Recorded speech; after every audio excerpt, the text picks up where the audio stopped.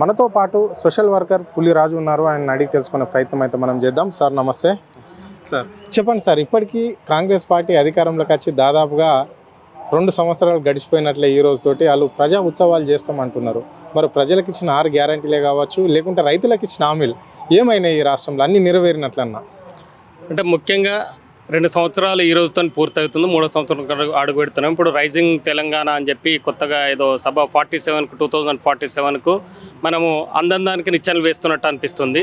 ఎందుకంటే చాలా సమస్యలు తెలంగాణ రాష్ట్రంలో విపరీతమైన సమస్యలు. ముఖ్యంగా రైతుల విషయానికి వస్తే రైతుల ఆత్మహత్యలు గత 2 సంవత్సరాలుగా పెరుగుతూ ఉన్నాయి. అంటే మొత్తమే ఆత్మహత్య లేవని కాదు, గత 2015లో చూస్తే 1374 రైతు ఆత్మహత్యలు ఉంటే ఇవాళ 2023 వరకు 56 ఆత్మహత్యలు ఉన్నాయని చెప్పి NCRB national crimes records bureau మన విడుదల చేసిన మనకు వచ్చేసింది తెలంగాణలో ఉన్న ఆత్మహత్యలు. అంటే క్రమంగా రైతుల ఆత్మహత్యలు తగ్గుతున్న మాట వాస్తవమే, కానీ ఇవాళ వ్యవసాయ రంగం సంక్షోభం కంటే రైతు సంక్షోభంలో ఉన్నాడు. ముఖ్యంగా తెలంగాణ రైతు సంక్షోభంలో ఉన్నాడు. అంటే ఒకవేళ వ్యవసాయమే సంక్షోభంలో ఉంటే వ్యవసాయంలో ఉత్పత్తి చేసే విత్తన కంపెనీలు నష్టపోవాలి, తర్వాత ట్రాక్టర్లు ఉత్పత్తి చేసే ట్రాక్టర్ల కంపెనీలు నష్టపోవాలి, రైస్ మిల్లు నష్టపోవాలి, లేకపోతే ఆయిల్ మిల్లు వాళ్ళు ఆత్మహత్యలు చేసుకోవాలి. కానీ వాళ్ళు ఎవరు ఆత్మహత్యలు చేసుకుంటారు? ముఖ్యంగా ఎవరైతే 24 గంటలు 365 రోజులు బురద తిని బురద గక్కి మనకు అన్నం పెట్టి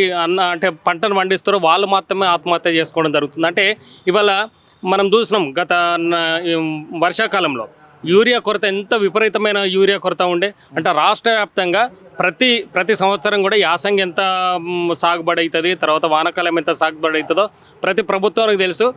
ఆ మేరకు ఎంత సాగుబడి అవుతుందో ఆ సాగుబడికి సంబంధించింది యూరియా ఎంత తీసుకొచ్చుకోవాలి, తర్వాత డిఏపి ఎంత తీసుకొచ్చుకోవాలి, తర్వాత పంట వచ్చిన తర్వాత పంట అమ్ముకోవడానికి గోనె సంచులు ఎంత కావాలి, లారీలు ఎంత కావాలి, తర్వాత ఎక్కడ ఎక్స్పోర్ట్ చేయాలని చెప్పి ఒక ప్రణాళిక ఉంటుంది. ఆ ప్రణాళిక లేకుండా ఏమైంది, వాళ్ళ యూరియా కొరతతోటి దాదాపు 20 to 30% దిగుబడి తగ్గి వాళ్ళ రైతులు ఆత్మహత్యలకు అటువైపు నడుస్తూ ఉన్నది. అంటే రైట్. ఇక్కడ రాష్ట్ర ముఖ్యమంత్రి కూడా పదే ఒక మాట చెప్తుంటాడు, నేను రైతు కుటుంబం నుంచి వచ్చినా, నేను ఒక పెద్ద రైతును, సో రైతుల సమస్యలు ఏమున్నాయో నాకు అన్నీ తెలుసు. కాబట్టి మా గవర్నమెంట్ వచ్చిన తర్వాత ఎన్నికల మేనిఫెస్టోలో ఆయన చెప్పిన మాటలు ఇవి. మా గవర్నమెంట్ వచ్చినాక రైతులకు ఎలాంటి నష్టం ఉండదు, ఎలాంటి రైతులకు ఇబ్బందులు లేకుండానే చేయడమే కాంగ్రెస్ ప్రభుత్వంకున్న ఒక ముఖ్య లక్ష్యం.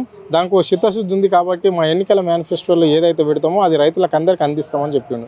సో ఇప్పటి వరకు రైతులకు రుణమాఫీ 2 లక్షలు చేసినామని చెప్పాడు, రైతులకు రైతు భరోసా డబ్బులు ఇస్తున్నామని చెప్తున్నాడు.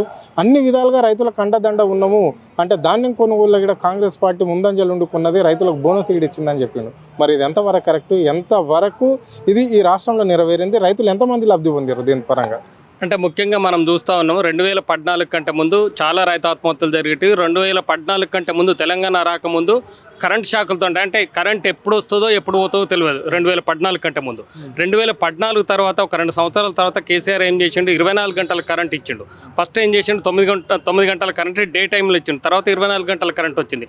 మనం చూస్తూ ఉన్నాము 2004లో వైఎస్ఆర్ రాజశేఖర రెడ్డి పీరియడ్లో, అంతకంటే ముందు 95 నుంచి రైతుల ఆత్మహత్యలు చేసుకుంటే రాజశేఖర రెడ్డి పాదయాత్రలో ఏమి హామీ ఇచ్చిందంటే రైతు ఆత్మహత్య చేసుకున్న కుటుంబాలకు ఆ కుటుంబానికి 1,50,000 రూపాయలు ఆత్మహత్య చేసుకున్న కుటుంబాలకు ఇస్తామని చెప్పి 421 జీవో తీసుకురావడం జరిగింది. తెలంగాణ వచ్చిన తర్వాత కేసీఆర్ ప్రభుత్వం ఏం చేసింది, 1,50,000 సరిపోవు, ఆత్మహత్య చేసుకున్న కుటుంబాలన్నిటికి కూడా 6 లక్షల రూపాయలు ఇస్తామని చెప్పి 6 లక్షల రూపాయలు 6 లక్షల రూపాయలు ఇవ్వడం జరిగింది.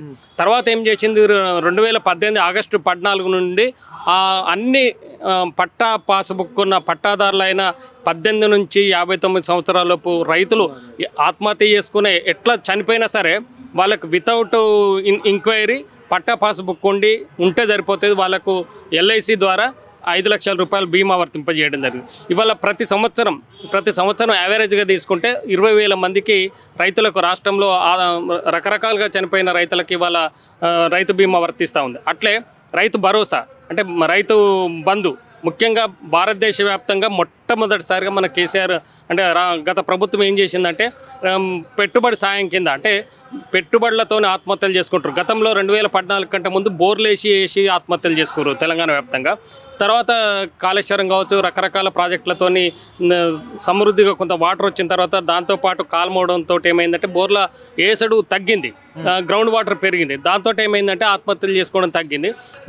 దానికి తోడుగా పెట్టుబడి ఎక్కువైతుంది తెలంగాణలో, మెట్ట ప్రాంతం కాబట్టి పెట్టుబడులు ఎక్కువైతున్నాయని చెప్పి కేసీఆర్ ప్రభుత్వం ఏం చేసిందంటే రైతు బంధును ప్రవేశపెట్టడం జరిగింది. అంటే దేశంలో ఎక్కడ లేదు, అంటే డైరెక్ట్గా రైతుల ఖాతాల్లో పడే అవకాశం కేవలం తెలంగాణ ప్రభుత్వమే తీసుకురావడం జరిగింది. అందులో భాగంగా ఫస్ట్ మొట్టమొదటిసారిగా ఎకరానికి 4,000, యాసంగి 4,000, వానకాలం 4,000. తర్వాత ఏం చేసింది ప్రభుత్వం 5,000 చేసింది. యాసంగి 5,000, వానకాలం 5,000. అంటే ఒక సంవత్సరానికి 2 పంటలకు 10,000 రూపాయలు ఇవ్వడం జరిగింది. కానీ కాంగ్రెస్ మేనిఫెస్టోలో ఏం చెప్పారంటే మేము 15,000 రూపాయలు ఇస్తామని చెప్పింది. 15,000 రూపాయలు ఇస్తాం, మీరు 9 తారీఖు దాకా ఆగండి, 9 తారీఖు మన ప్రభుత్వం వస్తుంది, మీకు 10,000 కావాలన్నా 15,000 కావాలని చెప్పి అన్నది. ఇవాళ వాళ్ళు కంప్లీట్గా కుదించుకుంటూ వచ్చారు. 5 ఎకరాల లోపల కూడా సరిగా వేస్తలేరు. అది వేయకుండా ఇవాళ ఏమైంది, రైతు బంద్ అనేది రైతుకు దూరమైంది, బంద్ దగ్గరికి కాకుండా పోతుంది. ఇంకో విషయం కాస్తే కౌలు రైతులకు కూడా 12,000 రూపాయలు ఇస్తాము. మళ్ళీ ఇక్కడ ఉపాధి హామీ పథకం కింద పనిచేసే కూలీలకు కూడా 12,000 రూపాయలు ఇస్తామన్నారు. మరి అదన్నా ఇంప్లిమెంట్ అవుతుందా?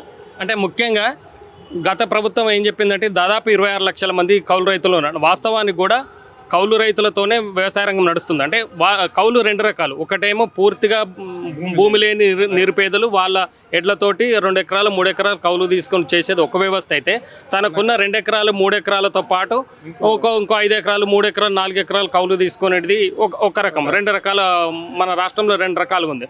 అంటే ఈ క్లైమేట్ చేంజ్ వల్ల ఏమవుతుందంటే వర్షాలు సరిగా పడక, కరెంటు సరిగా లేక, వీటితో ఏమవుతుందంటే వాళ్ళకి పెట్టుబడులు భారమే ఆత్మహత్యలు చేసుకుంటారు. దాంతోపాటు కాంగ్రెస్ గవర్నమెంట్ ఏమన్నదంటే మేము కౌలు రైతులను గుర్తిస్తాము, కౌలు రైతులకు కూడా మేము భరోసా కింద మేము 12,000 రూపాయలు ఇస్తామని చెప్పింది. ఇప్పటి వరకు ఆ ఊసు లేదు. కనీసం మేము అదే రైతు సంఘ నాయకులకు కావచ్చు, రైతు వెల్విషర్స్గా మేము ఏమడుగుతున్నామంటే కనీసం వాళ్ళకి కార్డ్స్ ఇవ్వండి. కార్డ్స్ ఇస్తే ఏమైందంటే విత్తనాలు తెచ్చుకుంటారు.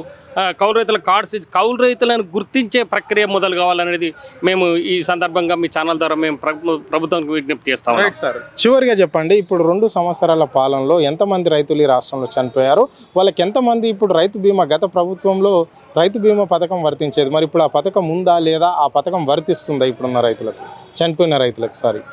అంటే ముఖ్యంగా తెలంగాణ రాష్ట్రం వచ్చిన తర్వాత రైతు బీమా అనేది ఒక పెద్ద అచీవ్మెంట్. అంటే వాస్తవానికి కూడా 5 లక్షలు మనకు గొప్ప కాదు కావచ్చు, కానీ నిజంగా గ్రామీణ ప్రాంతంలో ఉండే పేద రైతులకు 5 లక్షలు చాలా గొప్ప అసెటే.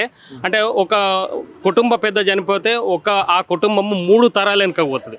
3 తరాలు వెనుకపోతే దాంతో అప్పుల భారం పెరిగి వాళ్ళు అధోగతి అవుతారు. కానీ ఈ ప్రభుత్వం, గత ప్రభుత్వం ఏం చేసిందంటే 5 లక్షల రూపాయలు ఇవ్వడంతో ఏమైందంటే వాళ్ళు కొంత ఆర్థిక పరిపుష్టి ఆ కుటుంబం నిలదొక్కుకోగలిగింది. కానీ వాళ్ళు ఏమైంది, గతంలో దినాలు వెళ్ళేసరికి, అంటే తెలంగాణలో ఏంటంటే 10-12 రోజులలో దినాలు చేస్తారు, 9 నుంచి 10-12 రోజులలో. ఆ లోపు రైతు బీమా వచ్చేది. అంటే వితౌట్ పైరవి, ఏమన్నా ఆధార్ కార్డు ఒకటి, తర్వాత చనిపోయిన డెత్ సర్టిఫికేట్ ఒకటి, బ్యాంక్ పాస్బుక్ ఒకటి, 3 ఉంటే సరిపోతే 5 లక్షలు వస్తున్నాయి. కానీ ఇప్పుడు ఏమైంది, ప్రభుత్వం సరి అయిన టైం ఆగస్టు 14 వరకు, ప్రతి సంవత్సరం ఆగస్టు 14 మధ్యరాత్రి వరకే ఆ బీమా వర్తిస్తుంది. తర్వాత మనం 14 లోపు దాన్ని పే చేయాలి, దాదాపు 1,500 కోట్ల దాకా పే చేయాలి. కానీ ఎల్ఐసికి. కానీ గవర్నమెంట్ మరి ఎల్లకనా ఏందో కానీ గవర్నమెంట్ పే చేయకపోవడంతో కొంత ఆలస్యం అవుతున్నమాట వాస్తవం. ఒక్కొక్కరికి 2 నెలలు 3 నెలలు, నెల 45 రోజులు కూడా పడుతుంది. కానీ ఎట్టకేలకు వస్తూనే అయితే చెప్తున్నారు, కానీ సంతోషంగా అయితే లేరు. అంటే అప్పుడైతే 15-20 రోజులలో తప్పకుండా వచ్చేటి.